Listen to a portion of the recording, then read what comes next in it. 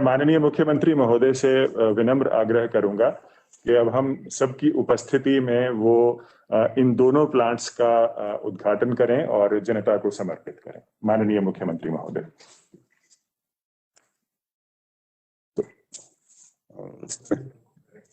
Functional declare करता हूं।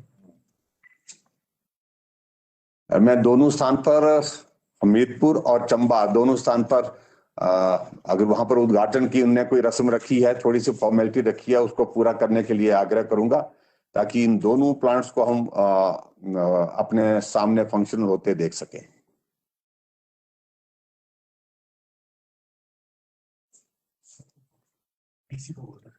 Deputy commissioner Chamba, deputy commissioner Hamirpur. नमस्कार सर। हमारे सर एमएलए साहब सर वहाँ मौके पे हैं, उनका कैमरा अगर एनेबल हो जाए तो वो वहाँ से रिवर्स कर देंगे सर। अच्छा, वो उनको भेजा हुआ अपने पॉइंट वहां पर। DPRO DPRO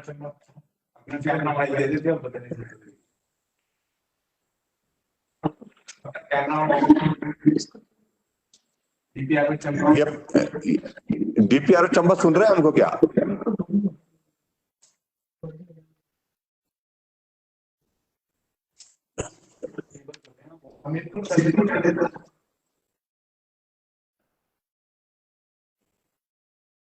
Hamirpur. जी सर हम रेडी हैं सर। हाँ बिल्कुल, आप करें पहले जी। चंबा तैयार है सर। तो चंबा भी आ गया। हाँ चंबा भी आ गया। पहले हमीरपुर, अब हमीरपुर से शुरू करें। अच्छा सर हमने बहुत ज्यादा कोई रस्म ठीक है। चंबा वालों ने भी अब वो रिबन काट दिया सर। पूजा हाँ। सर इसी को सर नमन करते हुए सर हम इसको जो है विधिवत शुभारंभ करने की अनुमति चाहेंगे सर आपसे। हम क्योंकि आज तो हमने और कोई रस्म नहीं रख पाए सर जी। सामने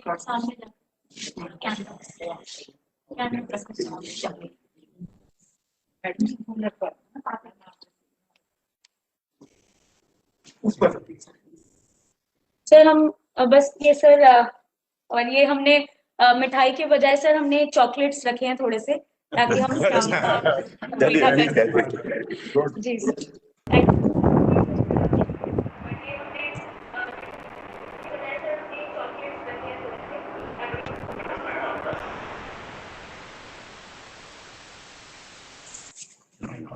अब मेरा विनम्र आग्रह रहेगा माननीय केंद्रीय मंत्री श्री अनुराग सिंह ठाकुर जी से कि वो हम सबको संबोधित करें। हिमाचल प्रदेश के लोकप्रिय मुख्यमंत्री आदरणीय जयराम ठाकुर जी, पूर्व में मुख्यमंत्री रहे आदरणीय प्रेम कुमार धूमल जी, स्वास्थ्य मंत्री आदरणीय राजीव सैजल जी, कांगड़ा चंबा लोकसभा क्षेत्र के लोकप्रिय सांसद आदरणीय किशन कपूर जी, हमीरपुर के लोकप्रिय विधायक नरेंद्र ठाकुर जी, चंबा के लोकप्रिय विधायक नैयर जी, हमारे स्वास्थ्य सचिव श्री अमिताभ जी, यहाँ पर उपस्थित सभी माननीय अधिकारीगण, दोनों जिलों के डिप्टी कमिश्नर्स, उपस्थित सभी अधिकारीगण, आदर के योग्य मेरे सभी भाई और बहनों, सबसे पहले तो मैं माननीय मुख्यमंत्री जी का आभार प्रकट करता हूं कि आज जिला चंबा और जिला हमीरपुर के लिए ऐसे ऑक्सीजन प्लांट्स का शुभारंभ करके, उद्घाटन करके जनता को समर्पित किए गए हैं। कोविड-19 पैंडेमिक के समय, जब पिछले वर्ष की मैं बात करूं सन 2020 की, तो सबसे बड़ी आवश्यकता थी देश के अंदर मास्क की, पीपी किट्स की, दवाइयों की, और उस समय भारत को आत्मनिर्भर भारत बनाने के लिए माननीय प्रधानमंत्री जी ने यह मुहिम भी शुरू की। और आज हम कह सकते हैं कि एक दिन में 10 लाख से ज्यादा पीपी किट भारत बनाता है और देश और विदेशों की आपूर्ति भी करता है। इसके अलावा मास्क से लेकर बाकी दवाइयां बनाने का काम यहीं पर किया। कोविड वैक्सीन जो दुनिया के गिने चुने देश बना पाए, उनमें भारत भी हमारा एक देश है जो हमारे वैज्ञानिकों ने और माननीय प्रधानमंत्री जी की पहल के कारण एक नहीं 2 वैक्सीन हमने बनाने का काम किया। लगभग 16 करोड़ 75 लाख वैक्सीन हम पूरे राज्यों को बिल्कुल मुफ्त में दे चुके हैं। 45 साल से ज्यादा के लोगों को वैक्सीन लगाने का काम लगभग 16 करोड़ लोगों का पूरा कर लिया गया है। ये अपने आप में बगैर किसी रुकावट के बड़ा सफलतापूर्वक केंद्र सरकार ने मुहिम शुरू की और राज्य की सरकारों ने इसको लागू किया। अब 18 साल से ज्यादा की उम्र वालों को वैक्सीनेशन करने की शुरुआत की गई है, और ये भी एक दिन में सबकी वैक्सीनेशन नहीं की जा सकती। इतना बड़ा देश है, इतनी बड़ी जनसंख्या है, इसलिए चरणबद्ध तरीके से उस काम को भी पूरा किया जाएगा। लोगों को रजिस्ट्रेशन करवाने का काम शुरू किया गया है। लेकिन आज जो संकट की घड़ी में एक चीज देखने को मिलती है कि ये संक्रमण की कड़ी को तोड़ने की आवश्यकता है। We have to break the chain, and to break this chain we have to become more discipline. और अनुशासन चाहिए होगा समाज के बीच में, लोगों के बीच में, सरकारों के बीच में। सख्ती के साथ लॉकडाउन का पालन करना होगा। और इसलिए मैं सब बातें कह रहा हूं कि जब तक हम नंबर्स कम नहीं करेंगे तब तक हमारे स्वास्थ्य के ढांचे पर बोझ कम नहीं होगा। नंबर्स बढ़ते जाएंगे तो जितनी मर्जी आप बड़ी सुविधाएं खड़ी कर लें, आखिरकार डॉक्टर्स, मैन पावर और मेडिकल स्टाफ जो है उसके ऊपर दबाव बनता रहेगा। इसलिए जरूरी है कि ये संख्या कम हो, पॉजिटिव केसेस कम आए, सब लोग मास्क पहन के रखें, 2 गज की दूरी बनाएं, हाथों को साफ करें और भीड़ भाड़ ना करें। सरकार ने जो निर्देश दिए उसका पालन करें।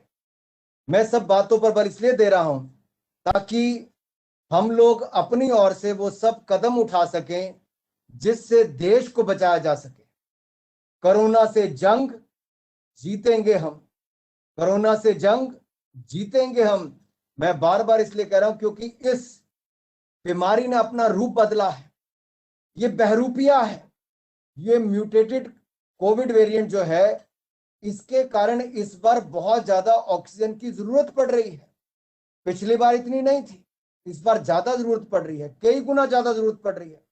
हिमाचल का ही आप उदाहरण ले लीजिए, हिमाचल में ही कई गुना ज्यादा आज ऑक्सीजन की आवश्यकता है। लेकिन हिमाचल में अपनी ऑक्सीजन कितनी पैदा होती है? बहुत कम। यानी कि खपत ज्यादा है लेकिन प्लांट्स हमारे कम है। तो इसमें क्या करना चाहिए? नए पीएसए ऑक्सीजन प्लांट लगाने चाहिए। सरकार ने भी लगाए हैं। नरेंद्र मोदी जी ने केंद्र से पीएम केयर्स के माध्यम से, केंद्र सरकार के माध्यम से हिमाचल प्रदेश को ऑक्सीजन के प्लांट्स भी दिए। मैं उनका आभार भी प्रकट करता हूं।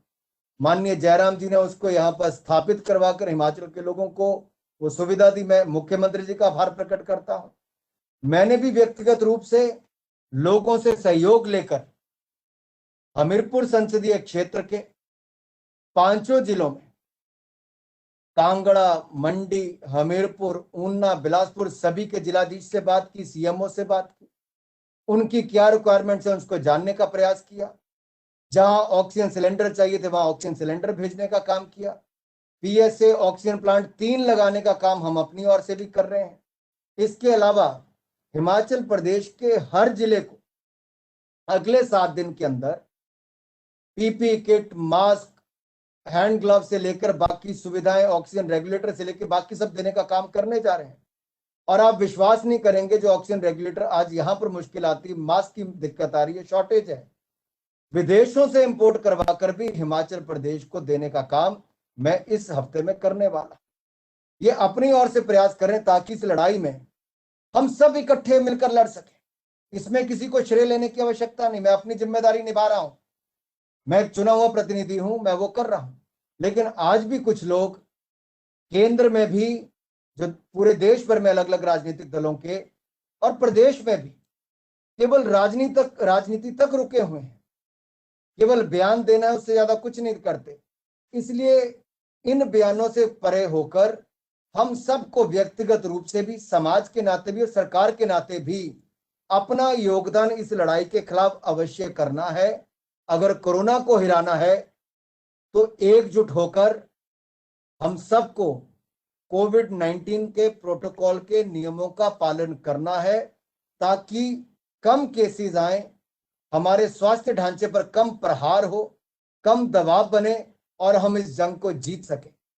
मैं एक बार फिर माननीय मुख्यमंत्री जी का आभार प्रकट करते हुए कि ये ऑक्सीजन प्लांट्स आपने हमें दिए, केंद्र सरकार की ओर से जो पैसा आया आपने उसको तेजी के साथ नीचे खर्च करवा रहे हैं, और जितने हमारे यहाँ पर डॉक्टर्स के साथ पैरामेडिकल स्टाफ और कोविड के हमारे जो वॉरियर्स जुड़े हुए हैं, मैं दिल की गहराइयों से आप सबका बहुत आभार प्रकट करता हूं कि इस लड़ाई को लड़ने में जो आपने आगे आने का काम किया, देश आपको याद रखेगा और देश आपको नमन करेगा। मैं एक बार फिर हाथ जोड़कर आप सबको बधाई देता हूं, आभार प्रकट करता हूं, और मुझे पूर्ण विश्वास है कोरोना से जंग जीतेंगे हम। बहुत बहुत धन्यवाद। जय हिंद, जय